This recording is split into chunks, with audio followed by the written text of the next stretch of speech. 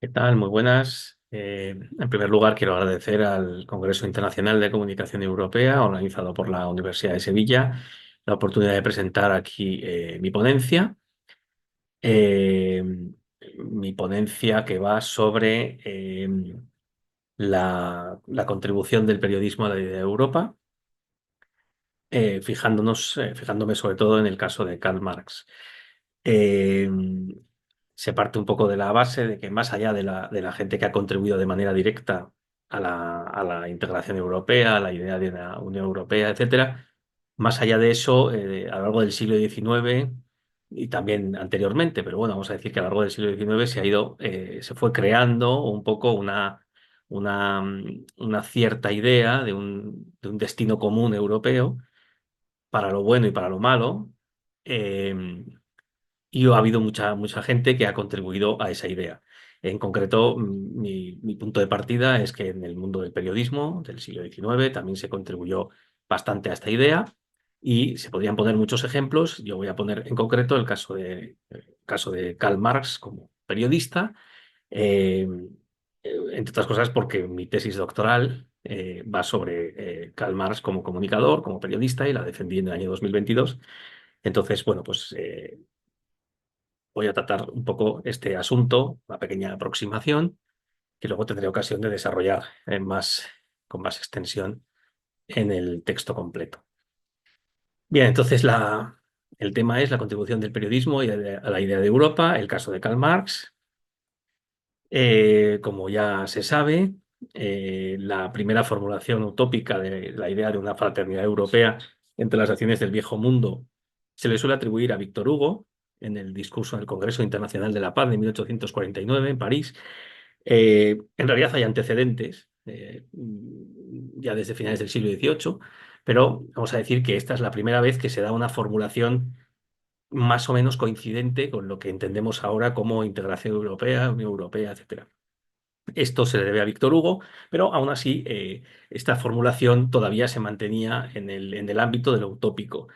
Simplemente, bueno, pues en una época con muchas guerras y muchas revoluciones, eh, el siglo XIX, pues se veía pues, que era necesario, importante que las naciones mantuvieran la paz y, digamos, se apostaba por esta solución todavía de contenido estrictamente utópico, pero bueno, quizá como un futurible, un sueño interesante que se podía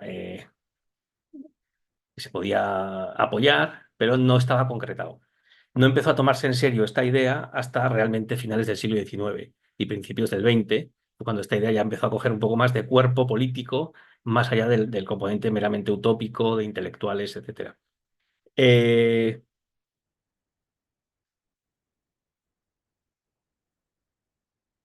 Bien, en esa época eh, es cuando Marx está activo, a lo largo del siglo XIX, vamos a decir de 1840 a 1880.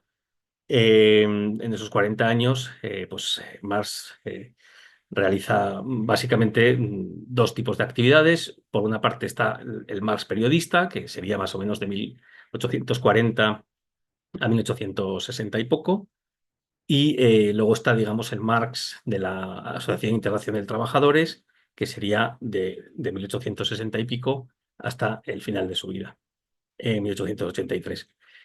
Bien, nos vamos a fijar en el Marx periodista, que es el que nos interesa en la ponencia.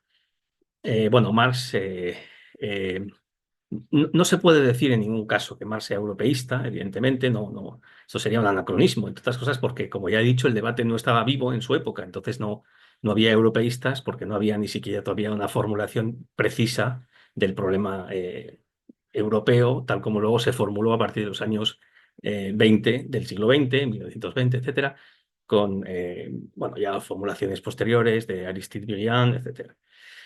Entonces,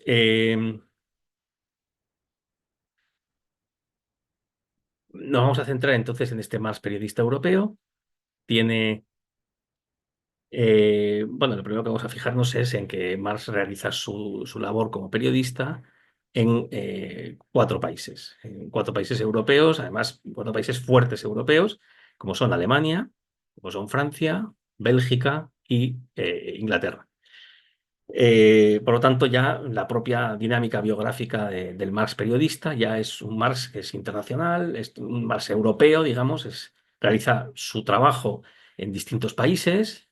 Qué duda cabe que siempre, al principio, sobre todo mirando siempre a Alemania o preocupado por los problemas de Alemania, pero ciertamente también eh, se puede decir que él vive ese caldo de cultivo de intelectuales y periodistas y políticos europeos revolucionarios que van juntándose y exiliándose, más o menos según la situación de cada país, pues se van exiliando y se van moviendo según van fluyendo las evoluciones o las dinámicas más o menos abiertas de los países.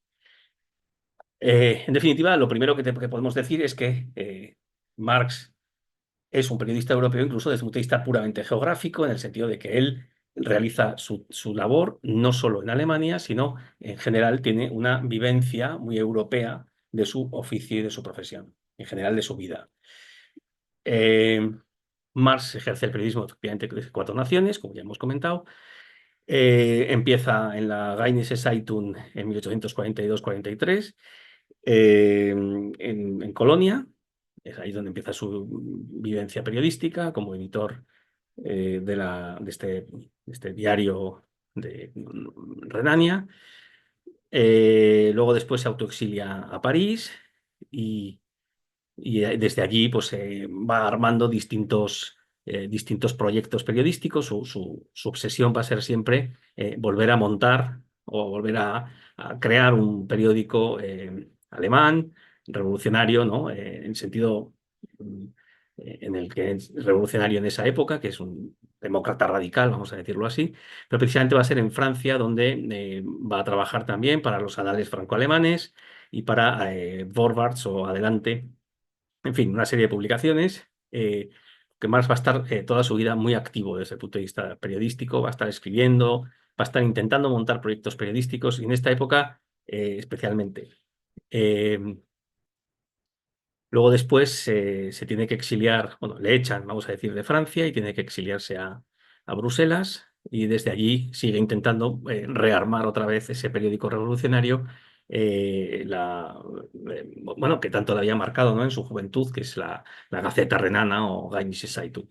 Esto pues finalmente lo consigue cuando estalla la Revolución de 1848, vuelve a Alemania y monta como editor y redactor jefe o director, o, en fin, básicamente es el gran ideólogo y el gran hacedor del periódico, la Nueva Gaceta Renana o Neue Rheinische Zeitung, en los años 1848-49. Bien, después del fracaso de la Revolución del 48, tiene que exiliarse a Londres, previo paso por París, y en Londres, después pasa una época bastante dura, desde el punto de vista personal, y entonces allí encuentra, también sigue participando en publicaciones, sigue intentando, básicamente sigue escribiendo y sigue intentando, bueno, alentar esos hechos revolucionarios desde la prensa, etcétera. Pero finalmente, pues por un golpe de fortuna, consigue, gracias a que el editor del New York Tribune había conocido a Marx en Colonia durante su época de director de la Nueva Gaceta Renana, pues entonces este señor Charles Anderson Dana le coloca como corresponsal en Londres del periódico americano New York Tribune, que entonces es un periódico muy importante, es el periódico con más tirada del mundo en ese momento. Y entonces Marx va a estar colaborando con ese periódico desde 1851 hasta 1862. Eh, Bien, como se ve, pues tenemos a un Marx muy activo desde el punto de vista periodístico y moviéndose de país en país y europeo. Y aunque el New York Tribune es de Estados Unidos, pero lo que hace él es hacer labores de corresponsal europeo. De manera que su labor, su función es contarle a los estadounidenses lo que está pasando en Europa. Por tanto, él se especializa en periodismo, en hechos políticos y económicos europeos. Eh, Escribe una serie de artículos en el New York Tribune, una serie de artículos, bastantes series de artículos muy documentados sobre cuestiones económicas y políticas de países como Inglaterra, por supuesto, pero también Francia, Alemania, Italia, España, Polonia, e incluso Rusia, ¿no? A la cual él considera un poco un país reaccionario y antagonista, ¿no? Pero que también le da mucha importancia. Y de hecho tiene sagas, algunas se han publicado como casi como libros aparte, pues sobre España, por ejemplo, tiene bastantes artículos sobre la Revolución en España, etcétera, etcétera. O sea, él va creando como va explicándoles a los lectores estadounidenses lo que está pasando en Europa, ¿no? Entonces, todo eso como Marx lo hace, con contexto, muy eruditamente y con mucho rigor. Con los medios que tiene, es una rata de biblioteca, lógicamente no es un reportero, sino que es un analista político y lo que hace es político y económico, entonces lo que hace es pues documentarse muchísimo, crear, o sea, entender bien los contextos y luego en base a todo eso él va escribiendo artículos, digamos, más o menos de actualidad. Eh,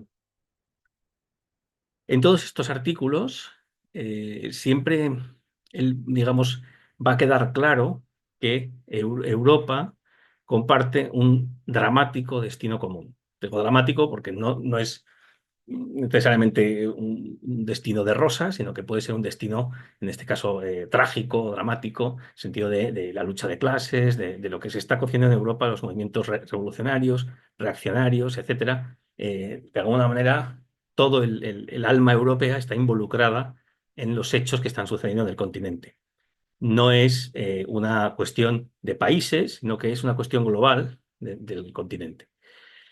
En sus escritos, Marx interrelaciona los destinos de las diversas naciones europeas, lo cual es propio del capitalismo global. Es decir, Marx siempre entendió que el capitalismo era un fenómeno global, cómo funciona, y por lo tanto la respuesta al capitalismo también tiene que ser global. No se puede luchar localmente contra una cuestión que es universal, estructural y que afecta a todos los países capitalistas. Entonces, lógicamente, esa especie de es como un hilo fino que une a las distintas naciones entre sí, es el capitalismo, ¿no? Entonces, de alguna manera, tanto desde el punto de vista, digamos, de la estructura económica como desde el punto de vista político, los países están interrelacionados, necesariamente.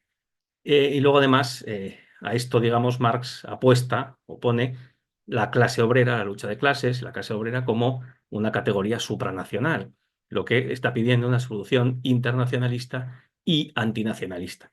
Es decir, eh, no nos sirven soluciones locales, sino que los obreros no pueden ser los obreros de Alemania, los obreros de Francia, los obreros de España, sino que tienen que ser los obreros, la clase obrera, como una categoría que no tiene nación, ¿no? Los obreros no tienen patria, la clase obrera no tiene patria, ¿no? Dice el propio Marx. Y esto se entiende muy bien, esto es una idea muy temprana suya, que está ya presente en el Manifiesto Comunista, en el famoso final, cuando dice aquella famosa frase de proletarios de todos los países unidos. No, porque la categoría nación no es una categoría que a Marx le interese ni le explique nada, ¿no? Entonces tiene que ser una lucha global a un fenómeno global como es el capitalismo. En conclusión, obviamente no podemos decir que Marx sea europeísta, esto sería un anacronismo, eh, pero sí que su actividad profesional, periodística, de Marx puede considerarse como una contribución en la práctica a impulsar la idea de Europa como un destino común. Esta vendría a ser básicamente mi tesis, ¿no? Mi conclusión. Pues, en definitiva, eso es todo lo que tenía que contaros, así que muchas gracias.